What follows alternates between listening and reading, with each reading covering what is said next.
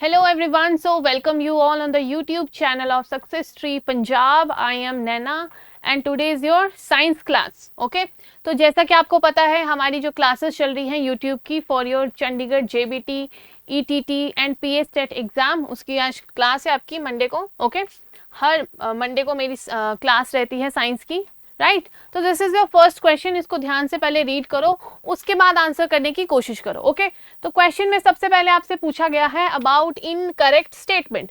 तो क्वेश्चन है pick out incorrect statement about chikungunya disease. Okay, तो चिकनगुनिया डिजीज के बारे में आपसे पूछा गया है the causative organism is chikungunya virus और transmitted by bite of your culex mosquito and incubation period is 2 to 12 days और fever, rash, muscle pain and joint pains are the symptoms.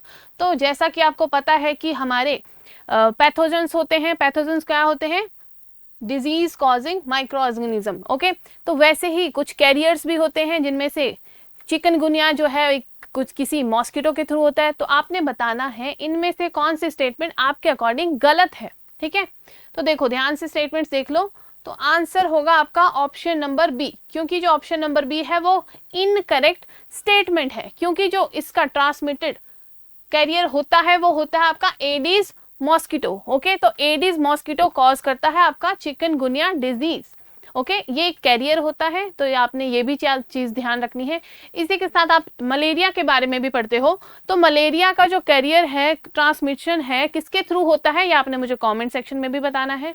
Although मैं बता देती हूँ, जो फीमेल एनोफिलीज मॉस्किटो होती है वो कोज करती है आपकी मलेरिया. ओके, तो ऐसे क्वेश्चन देखो पेपर में आपके डायरेक्ट बनते हैं. ठीक है, तो ध्यान रखना है हेल्थ एंड डिजीजेस वाले चैप्टर से ऐसे क्वेश्चंस आपको देखने को मिलते हैं. ओके, तो नेक्स्ट क्वेश्चन पे आ जाते हैं. नेक्स्ट क्वेश्चन पूछा गया है which is the longest part of your digestive system in human body. आपको पता है जो हम डाइजेशन वाला चैप्टर में देखते हैं, न्यूट्रिशन एंड डाइजेशन वाले चैप्टर में, कि जो हमारा डाइजेस्टिव सिस्टम है उसमें लॉन्गेस्ट पार्ट कौन सा रहता है. और ऐसा भी आपसे क्वेश्चन पे पूछा जा सकता है कि आपकी जो कंप्लीट डाइजेशन होती है वो कहाँ पे होती है. तो देखो पैनक्रियाटिक डक्ट में, स्मॉल इंटेस्टाइन में, लार्ज इंटेस्टाइन में या गलेट में. तो इसका राइट आंसर होगा आपका स्मॉल इंटेस्टाइन्स में. ओके, तो आपको सभी को आइडिया होगा पहले खाना आप माउथ में जाएगा, फिर आपके सलाइवरी ग्लैंड्स सिक्रीट करेंगे सलाइवा के थ्रू. ठीक है, सलाइवा सिक्रीट होता है सलाइवरी ग्लैंड्स के थ्रू. उसके बाद जो होता है ईसोफेगस में खाना जाता है. ईसोफेगस यानी कि जो आपकी फूड पाइप होती है वहां पे खाना जाएगा. ओके, एक रिदमिक मूवमेंट के थ्रू. उसके बाद आपके सबसे पहले खाना जाएगा स्टमक में. ओके, और स्टमक में कुछ HCl भी होगा, म्यूकस भी होगी, जिससे आपका खाना जो है डाइजेस्ट होना शुरू होगा. और उसके बाद आपका जो खाना है वो जाएगा आपका स्मॉल इंटेस्टाइन में, और स्मॉल इंटेस्टाइन में होता है आपका कंप्लीट डाइजेशन. ओके, तो पेपर में आपके डायरेक्ट क्वेश्चन आ सकता है कि जो कंप्लीट डाइजेशन है वो कहाँ पे होता है. तो कहाँ पे होता है आपका स्मॉल इंटेस्टाइन में. ओके, तो ये चीज भी आपने ध्यान रखनी है. ठीक है, चलो फिर नेक्स्ट क्वेश्चन पे चलते हैं. नेक्स्ट क्वेश्चन में आपसे पूछा गया है candela is a unit of. See, SI units आपके लिए बहुत ज्यादा इंपॉर्टेंट है पेपर में. ओके, क्वेश्चन बनते हैं यहाँ से. तो आपको पता है एक होते हैं हमारे फंडामेंटल यूनिट्स और दूसरे आते हैं आपके डेराइव्ड यूनिट. फंडामेंटल यूनिट्स कितने हैं हमारे पास, बताओ जरा. फंडामेंटल यूनिट्स कितने हैं? ये हैं हमारे 7. ओके, 7 है. ओके, और जो डेराइव्ड यूनिट क्या होते हैं, जो हम डेराइव करते हैं through in these fundamental units. Okay, fundamental unit जो है वो इंडिपेंडेंट होते हैं, किसी पे डिपेंडेंट नहीं है, राइट. और वहीं जो आपके डेराइव्ड यूनिट होते हैं, डेराइव्ड यूनिट वो होते हैं आपके डिपेंडेंट, राइट. तो ये इंफॉर्मेशन थोड़ी आपको आइडिया होनी चाहिए. ओके, शुरू के लेक्चर में ही हम इसको पढ़ते हैं. तो यहाँ पे आपसे पूछा गया है कैंडला के बारे में, जो कि आपका एक फंडामेंटल यूनिट है. इसका SI यूनिट क्या है? इसका SI यूनिट है आपका ल्यूमिनियस इंटेंसिटी. ओके, और ल्यूमिनियस इंटेंसिटी होती क्या है आपको पता होनी चाहिए. ये मतलब कोई ऑब्जेक्ट कितनी लाइट एमिट कर रहा है एक पर्टिकुलर डायरेक्शन में. ओके, तो उसको बोलते हैं हम luminous intensity. Okay, next question आपसे पूछा गया है पेनक्रियाज के बारे में. Pancreas has what? Only endocrine cells, one type of cell and the same function both as endocrine or exocrine function. fashion two type of cell, endocrine और exocrine और only exocrine cells. See, अगर आपने glands के बारे में पढ़ा है जिनको हम बोलते हैं ग्रंथियां, ओके, अगर आपने ग्लैंड्स के बारे में पढ़ा है तभी आप आंसर कर सकते हो, ओके। तो देखो ग्लैंड्स होते हैं दो टाइप के, एक होते हैं एंडोक्राइन ग्लैंड, ओके, और एक होते हैं आपके एक्सोक्राइन ग्लैंड। तो फर्क क्या है इनमें? सी, जो आपके एक्सोक्राइन ग्लैंड होंगे और एंडोक्राइन ग्लैंड होंगे, एक होंगे डक्ट के साथ और एक होंगे आपके डक्ट लेस, ओके। तो जो एंडोक्राइन ग्लैंड होते हैं वो होते हैं आपके डक्टलेस, और जो एक्सोक्राइन होते हैं उनमें डक्ट्स होते हैं, ओके। डक्ट्स यानी कि टैप लाइक नलके होते हैं ना, जैसे आप ओपन करोगे तभी वो पानी आएगा, ओके, वैसा ही सिस्टम होता है बॉडी में भी, ओके। तो ये डक्टलेस होंगे और इस पे डक्ट्स होंगे। जो एंडोक्राइन ग्लैंड्स होते हैं ये सिक्रीट क्या करते हैं? हार्मोन सिक्रीट करते हैं, ओके, हार्मोन्स सिक्रीट करते हैं हमारी बॉडी में। और एक्सोक्राइन ग्लैंड क्या सिक्रीट करते हैं आपकी बॉडी में? एंजाइम्स और different types of juices, okay. तो ये बेसिक्स आइडिया आपको होना चाहिए। तो वहां पे पूछा गया है आपका अबाउट पेनक्रियाज। और एक और चीज मैं बता दूं, जो हमारी एंडोक्राइन ग्लैंड होती है ये, इसमें जो प्रोड्यूस होते हैं आपके एंडोक्राइन में हॉर्मोन्स, ये डायरेक्ट मिक्स हो जाते हैं हमारे ब्लड में। लेकिन दूसरी तरफ एक्सोक्राइन ग्लैंड जो सिक्रीट करते हैं आपके एंजाइम्स, ये ब्लड में मिक्स नहीं होते हैं, याद रखना है ये भी चीज, ओके। और जो पेनक्रियाज है वो दोनों होती है, ये एंडोक्राइन ग्लैंड में भी आती है और एक्सोक्राइन ग्लैंड में भी आती है। तो इसको बोलते हैं हम मिक्स्ड ग्लैंड, ओके, क्योंकि ये हार्मोन भी सिक्रीट करती है और आपका एंजाइम्स भी सिक्रीट करती है, ओके। तो दिस इज वेरी इंपॉर्टेंट, याद रखना है। जो आपकी पेनक्रियाज है वो क्या है? एक मिक्स्ड ग्लैंड, ओके। चलो नेक्स्ट क्वेश्चन पे चलते हैं। नेक्स्ट क्वेश्चन आपसे पूछा गया है the unit of work is, work का यूनिट क्या है? और वर्क डन का मैंने आपको फॉर्मूला भी बताया था, वो भी बताओ। ओके, सी, वर्क डन का फॉर्मूला पहले आपको पता होना चाहिए कि वर्क डन होता क्या है और किस केस में माना जाएगा कि वर्क डन हुआ है। और पॉजिटिव वर्क डन हुआ है, नेगेटिव वर्क डन हुआ है, जीरो वर्क डन हुआ है, आपको इसका भी आइडिया होना चाहिए। तो वर्क डन होता है force into displacement, okay, this is the formula, plus sorry into cos theta, okay. तो this is the formula of your work done. And cos theta मतलब एंगल विल डिसाइड कि work done positive हुआ है, negative हुआ है या हुआ ही नहीं है। मतलब अगर कॉस थीटा की वैल्यू 0 डिग्री होगी, 90 डिग्री होगी, 180 डिग्री होगी, तो यहीं से डिसाइड होगा। सी, 0 डिग्री होगी तो 1 आएगा, 90 डिग्री तो 0, 180 डिग्री तो -1, ओके। तो 0 डिग्री जब वर्क डन हुआ होगा तो पॉजिटिव वर्क डन हुआ होगा, 90 डिग्री हुआ होगा तो 0 वर्क डन हुआ होगा। अगर 180 का एंगल बन रहा है तो मतलब नेगेटिव वर्क डन हुआ है, ओके। और वर्क डन का फॉर्मूला होता है आपका जूल, राइट। तो ये थोड़ी सी इंफॉर्मेशन ध्यान रखनी है आपने, बहुत इंपॉर्टेंट है, ओके। और यहाँ पे आपकी लिखा हुआ है स्केलर क्वांटिटी और वेक्टर क्वांटिटीज के बारे में। स्केलर क्वांटिटी ऐसी क्वांटिटीज होंगी जिनके पास सिर्फ अपना मैग्नीट्यूड होगा। दूसरी तरफ जो वेक्टर क्वांटिटी है इनके पास अपना मैग्नीट्यूड भी होता है और डायरेक्शन भी होती है, okay. And these are the example. चलो नेक्स्ट क्वेश्चन पे चलते हैं। नेक्स्ट क्वेश्चन आपसे पूछा गया है which one of the following gases reduce the oxygen carrying capacity of the blood? Which of the following gases reduces the oxygen carrying capacity of the blood? See, blood में क्या पाया जाता है आपका? हीमोग्लोबिन, ओके, हीमोग्लोबिन पाया जाता है, okay. और हीमोग्लोबिन क्या करता है आपका? ऑक्सीजन कैरी करने में हेल्प करता है ताकि आपकी सारी बॉडी में ऑक्सीजन की सप्लाई प्रॉपरली पहुंच सके, ओके। तो ऐसी कौन सी गैस है जो रिड्यूस कर देती है ऑक्सीजन की सप्लाई को?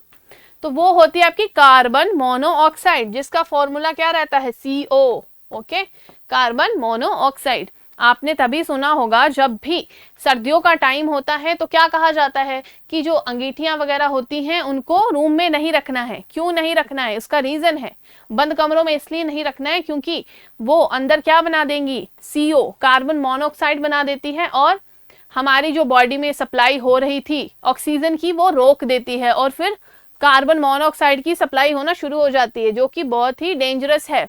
और फिर ऐसे सोते सोते भी इंसान की डेथ हो सकती है, राइट। तो आपने इस चीज का ध्यान रखना है। Next question, which of the following endocrine gland is not found in pair in humans. मैंने पहले भी ये क्वेश्चन करवाया है, so this is your revision कि आपको वो पहले के क्वेश्चंस याद हैं या आप फिर से भूल चुके हो। सी, यहाँ पे पूछा गया है आपका about endocrine gland. Endocrine gland कौन से बताए थे मैंने, जो कि क्या सिक्रीट करते हैं, हार्मोन सिक्रीट करते हैं आपकी बॉडी में, डायरेक्ट ब्लड में सप्लाई होगा, ठीक है, डायरेक्ट कहाँ जाएंगे, ये ब्लड में सप्लाई होगी इसकी, ओके।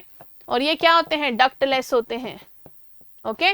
अब बताओ ऐसे कौन से एंडोक्राइन ग्लैंड है जो पेयर में नहीं पाए जाते हैं, एड्रिनल, पिट्यूटरी, टेस्टिस या ओवरी। सी, इसका आंसर होगा आपका पिट्यूटरी ग्लैंड। पिट्यूटरी ग्लैंड जो आपका पाया जाता है behind the mirror, sorry, brain, okay. तो ध्यान रखना है पिट्यूटरी ग्लैंड जो है आपका कहाँ पाया जाता है और ये पेयरिंग में नहीं होता है, और इसी को हम बोलते हैं master gland, okay, very good. और master of the master gland मैंने बताया था आप सभी को, हाइपोथैलेमस को बोला जाता है, राइट। चलो नेक्स्ट क्वेश्चन पे चलते हैं। नेक्स्ट क्वेश्चन आपसे पूछा गया है, the blood clot formed is due to the presence of which of the following. आपको जब भी कट लगता है, चोट लगती है, तो आप देखोगे कुछ टाइम के बाद आपकी जो स्किन है वो रिकवर हो जाती है, आपका ब्लड क्लोट बन जाएगा, रक्त का थक्का, धक्का बोलते हैं ना, थक्का बोलते हैं कि रक्त का थक्का बन जाता है, मतलब बाद में खून नहीं निकलता है, वो बंद हो जाता है खून निकलना। तो ऐसा क्यों होता है, क्यों बनता है आपका रक्त का थक्का, बताओ, ब्लड क्लोट क्यों बन जाता है, due to RBC, WBC, haemoglobin या प्लेटलेट्स। सी, ब्लड क्या है, एक पहले तो ये पता होना चाहिए, ब्लड क्या है अपना, एक कनेक्टिव टिश्यू, ओके, क्या है, एक हमारा कनेक्टिव टिश्यू है, राइट। और ब्लड में क्या क्या पाया जाएगा आपका, आरबीसीज, रेड ब्लड सेल, डब्ल्यूबीसीज, white blood cell, platelets, okay, platelets पाई जाती हैं, इसके अलावा प्लाज्मा, ओके, ये सब पाया जाता है ब्लड में। तो जो प्लेटलेट्स हैं वो बनाती हैं आपकी blood clotting, sorry blood clot, okay, जो रक्त का थक्का बनाती है वो कौन बनाती है, प्लेटलेट्स बनाती है। और मुझे आपने आंसर करना है, ऐसा कौन सा विटामिन है, ऐसा कौन सा विटामिन है जो कि हेल्प करता है ब्लड क्लॉटिंग में। विटामिन का नाम आपने मुझे कमेंट सेक्शन में बताना है सभी ने, ओके। तो इस क्वेश्चन का राइट आंसर हो जाएगा आपका option number D, platelets, right. चलो next question, which of the following forces is always attractive. Answer करें, ऑप्शन है electrostatic force, gravitational force, muscular force या मैग्नेटिक फोर्स। बताएं आंसर। देखो हमारे यूनिवर्स में 4 तरह की फोर्सेस पाई जाती हैं, 4 तरह की फोर्सेस पाई जाती हैं, ओके। एक है आपकी न्यूक्लियर, स्ट्रॉन्ग न्यूक्लियर फोर्स, एक है आपकी वीक न्यूक्लियर फोर्स, ओके, दूसरी है आपकी ये, तीसरी एक इनमें से है इलेक्ट्रोस्टैटिक और ग्रेविटेशनल फोर्स। तो जो आपकी सबसे स्ट्रांग होती है वो होती है स्ट्रांग न्यूक्लियर फोर्स, और वीकेस्ट होती है आपकी ग्रेविटेशनल फोर्स। बट जो आपकी ग्रेविटेशनल फोर्स होती है, इसकी जो रेंज होती है वो होती है आपकी इनफाइनाइट, ओके, इनफाइनाइट। और ये हमेशा कैसी होती है आपकी, अट्रैक्टिव इन नेचर होती है, अट्रैक्टिव इन नेचर होती है। तभी जब भी आप देखोगे, आप आसमान से, स्काई से कुछ भी चीज फेंकते हो तो वो नीचे अर्थ की ओर ही जाती है, क्यों, क्योंकि अर्थ अपनी ग्रेविटेशनल पुल से उसको खींच रही होती है, ओके। तो ये पता होना चाहिए आपको। तो विच of the following forces is always attractive, कौन सी होगी, ग्रेविटेशनल फोर्स। और आपको पता है जब भी आपको किसी दो ऑब्जेक्ट्स के बीच में डिस्टेंस या उसकी फोर्स निकालना है, फोर्स ऑफ अट्रैक्शन निकालना है, तो इस फॉर्मूला के थ्रू आप निकालते हो। दैट फोर्स जो है वो डायरेक्टली प्रोपोर्शनल है product of 2 masses of the bodies upon r square. R square है आपका डिस्टेंस बिटवीन 2 बॉडीज। जैसे ही आप प्रोपोर्शनैलिटी का साइन हटाते हो तो इसकी जगह आ जाएगा आपका कैपिटल जी, जिसको बोला जाता है आपका ग्रेविटेशनल कांस्टेंट, जिसकी वैल्यू क्या रहती है, सेम रहेगी, कांस्टेंट रहेगी। So you can find out this easily through this formula, okay. Next question, which part of the brain maintain posture balance of the human body। हमारा जो ब्रेन है सभी को पता है 3 पार्ट्स में डिवाइडेड है, ओके। तो उनमें से ऐसा कौन सा पार्ट है जो हमारा बॉडी का बैलेंस बना के रखता है, हमारा जो पोस्चर है उसको ठीक करने में हेल्प करता है। तो आंसर बताना है इसका, कौन सा है ऐसा पार्ट, सेरेब्रम, पोन्स, सेरेबेलम या मेंडुला। आंसर बताएं। ओके, तो याद रखना है जो सेरेबेलम है वो हेल्प करता है to maintain posture and balance of the human body. Okay, चलो नेक्स्ट क्वेश्चन, सिंपल वन। यहाँ पे पूछा गया है the value of gravitational acceleration, acceleration due to gravity, यानी कि स्मॉल जी, उसकी वैल्यू पोल्स पे कैसी रहती है। तो मैंने सभी को आपको बहुत बार ये बताया हुआ है कि पोल्स पे जो एक्सेलरेशन ड्यू टू ग्रेविटी की वैल्यू हो वो रहेगी maximum. Okay, and if you have to calculate through formula, you can also calculate this thing by this formula. Okay, ये फॉर्मूला रहता है। और जो आपका जी की वैल्यू है, एक्सेलरेशन ड्यू टू ग्रेविटी की वैल्यू, वो सेंटर ऑफ द अर्थ पे कितनी रहती है, 0, क्योंकि जो आपकी सेंटर पे हर तरह से आपकी फोर्सेस लग रही हैं और वो कैंसिल आउट कर देती हैं एक दूसरे को, इसलिए वहां पे 0 हो जाती है वैल्यू। ओके, चलो next question, which one of the following is not a female reproductive organ in humans. See, हमारे फीमेल में अलग पार्ट्स रहते हैं रिप्रोडक्टिव ऑर्गन्स के, और मेल्स में अलग रहते हैं। तो यहाँ पे आपसे पूछा गया है कि इनमें से फीमेल में कौन सा पार्ट नहीं है, और यहाँ पे पूछा गया है फ्लावर्स के बारे में। ओके ओके, नहीं फ्लावर्स नहीं, ह्यूमंस के बारे में ही पूछा है। सी, आपको फ्लावर्स के बारे में भी पूछ सकते हैं, तो फ्लावर्स के भी आपको आइडिया होने चाहिए, लेकिन यहाँ पे आपसे पूछा गया है फीमेल रिप्रोडक्टिव ऑर्गन नहीं है, कौन सा नहीं है, तो कौन सा नहीं है, स्टेमन नहीं है, बाकी हैं। ठीक है, तो ये आपको पार्ट्स पता होने चाहिए। अगर मैं फ्लावर्स की बात करूं तो सी, फ्लावर्स में ये देखो, ये stigma, style, pollen tube, ovary, ovule, ये जो है ना इस साइड दिया हुआ, ये हमारे फीमेल रिप्रोडक्टिव ऑर्गन है। वहीं आपका एंथर हो गया और फिलामेंट, जिसको हम क्या बोलते हैं, स्टेमन बोलते हैं मिलके, वो है आपके मेल रिप्रोडक्टिव ऑर्गन्स। ओके, और यहाँ पे भी मैंने अलग स्लाइड में आपको मेंशन किया हुआ है। ठीक है, मेल के कौन से हैं और फीमेल के कौन से हैं, इंपॉर्टेंट है, पेपर में डायरेक्ट क्वेश्चन बनता है यहाँ से। ओके, चलो नेक्स्ट क्वेश्चन पे चलते हैं। नेक्स्ट क्वेश्चन आपसे पूछा गया है the defect where the eye lenses become cloudy causing blurred vision is called. जब आपने देखा होगा जैसे जैसे एज बढ़ती है आपको पता चलता है कि जो आईज हैं वो कुछ लोगों की कैसी हो जाती हैं, क्लाउडी हो जाएंगी, वाइट कलर की। तो उस टाइप के डिफेक्ट को क्या बोलते हैं, तो क्या बोलते हैं, आपके कैटरैक्ट बोलते हैं। ओके, जिसको क्या बोलते हैं, मोतियाबिंद। ओके, ऐसी आंखें हो जाती हैं, मोतियाबिंद हो जाता है तो। ओके, चलो इसके अलावा मायोपिया, मायोपिया को बोलते हैं हम नियर साइटेडनेस। मायोपिया यानी कि आपको दूर का नहीं दिखाई देता, पास का तो अच्छे से दिखाई देता है लेकिन दूर का नहीं दिखाई देता है, और उनको ठीक करने के लिए हम यूज करते हैं आपके concave lenses. Okay, and second one है आपका presbyopia. Presbyopia it is associated with your age, age के साथ आपका जो विजन है वो कम हो जाता है, आपको पास का नहीं दिखता ढंग से, दूर का नहीं दिखता। इसलिए आपने देखा होगा जो सीनियर सिटीजन्स होते हैं घरों में, वो अगर न्यूज़पेपर भी पढ़ रहे हैं तो अपना चश्मा ही एडजस्ट करते रहते हैं क्योंकि उनको नहीं दिखाई देता है प्रॉपरली। सो इस केस में हम यूज करते हैं आपका बाइफोकल लेंसेज। ओके, चलो कलर ब्लाइंडनेस तो अलग चीज है। ठीक है, रेटिना डिफेक्ट से एसोसिएटेड है। कलर ब्लाइंडनेस मोस्टली बॉयज या मेल्स में दिखाई देता है। ठीक है, चलो next question, a person can't see distant object clearly, correction required, which type of lenses? Okay, दूर का नहीं दिखाई दे रहा है तो कौन से लेंसेज यूज करेंगे, अभी बताया मैंने, सोचो। Very simple question. ओके, मैंने क्या बताया आपको, जो हमारे कॉनकेव लेंसेज हैं वो यूज किए जाते हैं जब हमें दूर का नहीं दिखाई देता, और उस टाइप के डिफेक्ट को हम बोलते हैं आपका मायोपिया। राइट, चलो नेक्स्ट क्वेश्चन,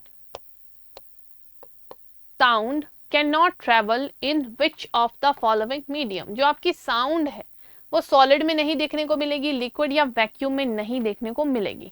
सी, साउंड और लाइट में कंफ्यूज नहीं होना है।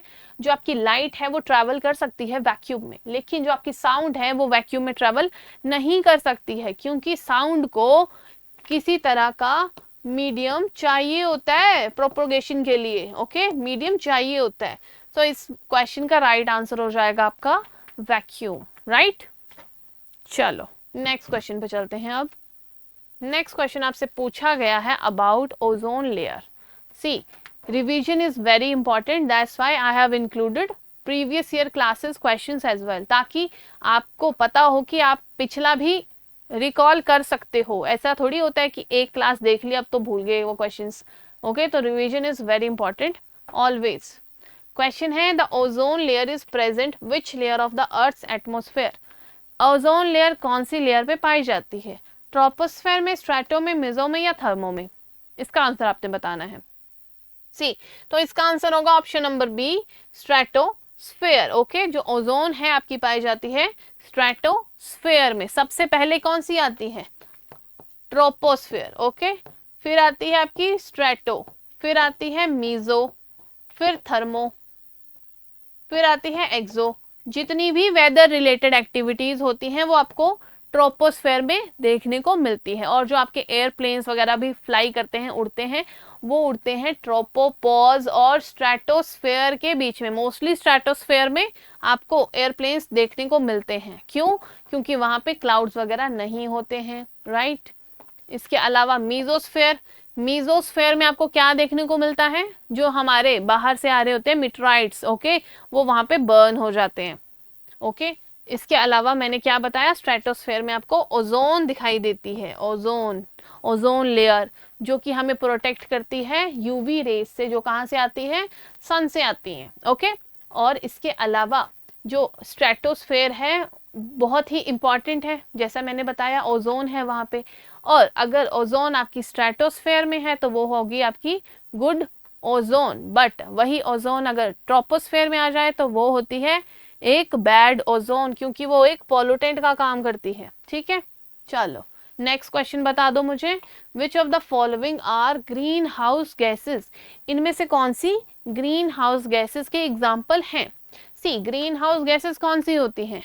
जो कि वार्म इफेक्ट कॉज करती हैं। ओके, अर्थ में वो मतलब सन से आने वाली रेडिएशन होती है शॉर्ट वेव रेडिएशंस। ओके, और वापस जाने वाली को बोलते हैं हम, सी मैं समझा ही देती हूँ, ये आपका सन है, ठीक है, और मान लो ये अर्थ का एटमॉस्फेयर, यहाँ से आने वाली रेडिएशन जो सन से आ रही है, इनको हम बोलते हैं शॉर्ट वेव रेडिएशन। ठीक है, शॉर्ट वेव लेंथ होती है ये। और जाने वालियों को क्या बोलते हैं हम? Infrared. Okay, infrared. Okay, but आपने देखा होगा कि अर्थ का जो एटमॉस्फेयर है वो ट्रैप करके रख देता है, कुछ ट्रैप करके रख देगा कुछ ग्रीन हाउस गैसेस को, जो कि कॉज करती है वार्मिंग इफेक्ट। कॉज क्या करेगी? ये वार्मिंग इफेक्ट कॉज करती है, वार्मिंग इफेक्ट। अदरवाइज अगर सारी की सारी रेडिएशन वापस चली जाए बाहर स्पेस में, तो अर्थ का नॉर्मल टेम्परेचर ही कितना हो जाएगा? -19 डिग्री सेल्सियस। तो ग्रीन हाउस गैसेस इंपॉर्टेंट है हमारे सर्वाइवल के लिए, लेकिन जब इनकी कॉन्सेंट्रेशन एक हद के बाहर हो जाती है, ज्यादा हो जाती है, तब ये कॉज करती हैं ग्रीन हाउस इफेक्ट। और green house effect, green house gases cause करेगी आपका ग्रीन हाउस गैस इफेक्ट, जो कि कॉज करेगा आपका ग्लोबल वार्मिंग। ओके, जिससे क्या होगा? Climate change. तो ये सारा का सारा इंटरकनेक्टेड है। ठीक है, सारा का सारा ये इंटरकनेक्टेड है, ये आपको पता होना चाहिए। ओके, चलो तो कौन सी है आपकी? CFC होगी, CO2 होगी, CH4 मीथेन, और कौन सी? NO2। ठीक है, तो ध्यान रखना है इस चीज का। चलो नेक्स्ट क्वेश्चन पे चलते हैं। नेक्स्ट क्वेश्चन आपसे पूछा गया है, which one of the following statement is true with regard to the image formation of 2 eyes of a person. हमारी जो दोनों आंखें हैं उनसे एसोसिएटेड आपसे क्वेश्चन में पूछा गया है। ठीक है, सी, पहला स्टेटमेंट क्या बोल रहा है? Both eyes C exactly the same image. हमारी दोनों आंखें सेम इमेज बनाती हैं, सेम इमेज देखती हैं। 1 आई सी हाफ पोर्शन, ये सेकंड स्टेटमेंट बोल रही है आपकी जो एक आईज है वो हाफ इमेज देखती है। Both eyes combine the 2 image seen by them. दोनों आईज जो है वो कंबाइन करके एक इमेज बना रही है। चौथी स्टेटमेंट है, each eye see a slightly different image. See, option number D यहाँ पे करेक्ट होगा, क्योंकि जो हमारी दोनों आंखें हैं वो डिफरेंट इमेज देखती हैं, थोड़ी सी डिफरेंट होती हैं, राइट। और जो हमारी आंखें इमेज बनाती हैं वो कहाँ पे बनाती है? इमेज कहाँ पे बनती है? रेटिना पे। और रेटिना पे इमेज कैसी बनती है? रियल इमेज बनती है, प्लस इन्वर्टेड उल्टी इमेज बनती है। ओके, ध्यान रखना है ये। और हमारी आईज में कौन सा लेंस होता है? आईज में कौन सा लेंस होता है गाइस, बताओ? Convex lens, right? तो ध्यान रखना है, ये सारी की सारी इंपॉर्टेंट स्टेटमेंट्स हैं। नेक्स्ट क्वेश्चन, क्वेश्चन को ध्यान से पहले रीड करो फिर आंसर करना है। यहाँ पे पूछा गया है which one of the following on adding to water will not scatter a beam of light. See, ये क्वेश्चन है आपका टिंडल इफेक्ट से, टिंडल इफेक्ट से क्वेश्चन है। सी, टिंडल इफेक्ट आपको कभी भी कहाँ नहीं देखने को मिलेगा? प्योर सोल्यूशन में, प्योर या फिर ट्रू सोल्यूशन में। और कैसे पता चलता है कि सोल्यूशन आपका प्योर है या ट्रू है? जहां पे पार्टिकल का साइज, पार्टिकल साइज होता है less than 1 nanometre, less than 1 nanometre. अब आप बोलोगे ये टिंडल इफेक्ट क्या है? ओके, तो टिंडल इफेक्ट क्या है सुनो। आपने देखा होगा जब भी आपका रूम बंद है, ठीक है, और लाइट्स ऑफ है लेकिन बाहर की लाइट ऑन है, तो आपने कभी नोटिस किया होगा अगर थोड़ा सा डोर ओपन रह जाए तो आपको लगता है कि थोड़ी सी रोशनी आ रही है और रोशनी में कुछ पार्टिकल चल रहे हैं, ऐसा फील हुआ होगा। या सुबह सुबह जब उठते हो, विंडो देखते हो, तो विंडो से जहाँ सन की लाइट आ रही होती है वहां पे आपको लगता है जैसे पार्टिकल्स कुछ चल रहे हैं, कुछ मूवमेंट हो रही है, होता है ना ऐसा फील कि कुछ तो चल रहा है और ऐसी रोशनी में, है ना, मूवमेंट्स हो रही है पार्टिकल्स की। तो वही है आपका टिंडल इफेक्ट। और टिंडल इफेक्ट आपको सिर्फ उन्हीं सॉल्यूशन में देखने को मिलेगा जहां पे particle size more than 1 nanometre होगा। ओके, और टिंडल इफेक्ट मोस्टली आपको सस्पेंशन मीडियम और कोलाइडल मीडियम में देखने को मिलता है, तो ये चीज भी आपने ध्यान रखनी है, राइट? चलो, तो इसमें जो आपका कॉपर सल्फेट है इसमें आपको टिंडल इफेक्ट नहीं देखने को मिलेगा। क्यों? क्योंकि ये एक ट्रू सोल्यूशन है। ओके, तो ये देखो यहाँ पे सोल्यूशन, जो ट्रू सोल्यूशन है वहां पे आपको टिंडल इफेक्ट नहीं देखने को मिलेगा, लाइट बीम नहीं पास ऑन होगी जैसे वाटर। ओके, कोलाइडल सोल्यूशन में देखने को मिलेगा, सस्पेंशन में भी देखने को मिलेगा। Okay, last question of the day, इसका आंसर बताएं मुझे। क्वेश्चन में पूछा गया है a coin in beaker filled with water appear raise, the phenomena occur because of the property of.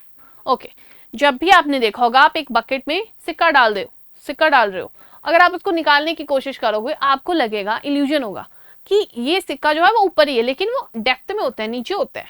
तो आपकी आंखों को धोखा कैसे होता है ये? ठीक है, ये क्वेश्चन में पूछा गया है। कौन सा इफेक्ट है? ऑप्शन है reflection of light, refraction of light, total internal reflection of light या इंटरफेरेंस ऑफ लाइट।